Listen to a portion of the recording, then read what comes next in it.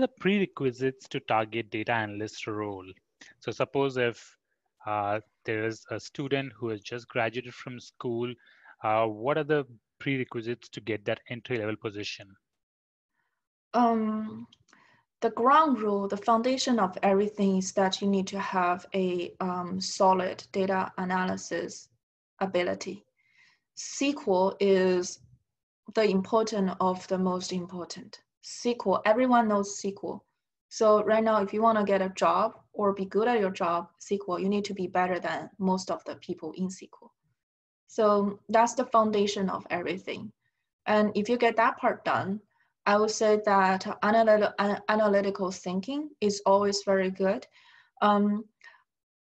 Throughout my time of working as a data analyst, I have found that people who, because normally you know what you're solving for, most of the time. If you're not working on some very weird project, most of the time you know what you're doing, you know what your goal, you know what you're solving for. But what else can you still do? Out of the requirement that was given to you, what else can you still do? If the surprising part that you can give your manager, your coworker, that sets you different.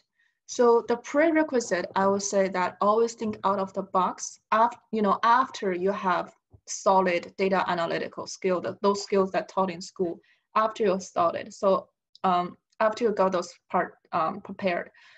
So on top of the capability part, you want to be able to think out of the box. You also want to be, for example, maybe be able to, good at communication. So when you're interviewing for a job, it is possible, actually probable, that the person interviewing you might not know what, it's not like not know, but it's not as technical as you are, probably, possibly.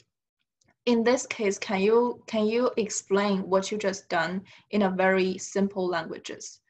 Especially after you got onto your work, after you got a job, is even more important than when you are in an interview. Because after you got on a job, the people working around you will very be in other departments, other industries. So in this case, can you let a complete outsider understand what you've done in your data? Let an 8-year-old understand what you've done in your data is also a very important ability that I strongly encourage everyone to practice on. Thank you. That's really good to know. Awesome. Perfect. So what's the career path of a data analyst? For what's the entry level position and where can your career lead up to? What are the next roles or what type of promotions do people get? The first part, a lot of the roles right now, the first part I would say, it actually depends on, it really depends on where you are, what your first job is, and that will give you different directions.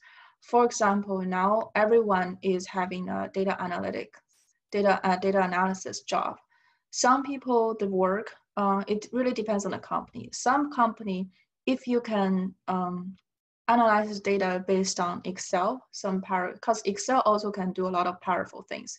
If you can analyze on Excel and bring to Power Query, Power Pivot, and have some of the analysis in other places like Tableau, then you're a data analyst already.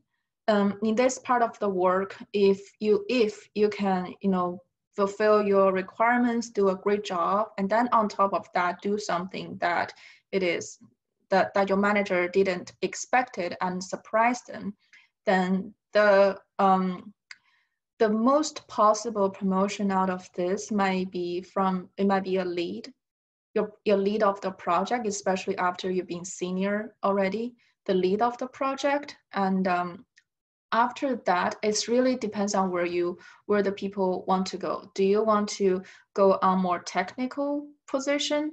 Technical position, it will be, you can, in most of the school right now, if you're looking for data analyst work, then most of the school, I am thinking that you already know, they already teach machine learning data scientist. So if you're already on the lead part, then and you want to go to more technical direction, then utilize your machine learning and data scientist skill set and go through that, become a data scientist. On the other hand, if you're better at talking, better than communication and leadership, then be a manager. Right now, there's a big gap on the workforce between the data people, the technical people, and the business people. So if you already know technical part, and then you're also very good at talking, good at leadership, then being a manager will really take you a long way, because you will be the person that, that can really consolidate the data and the business part well, which is a very lacking resources from what I think in the job market right now. So Definitely. And one more question, Jessica, that I really want to know is what are the challenges associated with data analyst position? I remember you told at the beginning that sometimes the data is very crappy. But apart from the data, what are the other major challenges that you have seen as a data analyst in this position? this challenge actually is, I think, is a challenge not only for data analysts, but a lot of the technical roles, is that you are trying to solve a problem. What if the problem is you find out it is unrealistic, for example, or your result is not what the people would expect it. For example, you are right now analyzing some sales data. You're analyzing some sales data for last fiscal year, Q4, and people are thinking that, okay, for last fiscal year, Q4, we did this and this and that. We did all those kind of great businesses, and that department told me they made that breakthrough. So we should did a very great job, right? And so they're expecting some numbers, but your analyzed result showing you it is different from what people are expecting. In this kind of scenario, what should you do? That's a very big challenge. It doesn't happen a lot, but when that happens, that's definitely a challenge. So a lot of community, that's the part that why I was stressing on the communication skill in the beginning, being able to communicate what you have done, why did you receive this result, and what this result could mean, and talk about your result, make sure that the whole room understands you, is challenge number one. And then they actually become on the same boat with you after you explain it to them. That's the challenge number two. So it's not only about the technical challenge that you face basically every day. That's the problem solving part. But after you've done the problem solving, the talking part is another challenge that everyone should overcome. Perfect.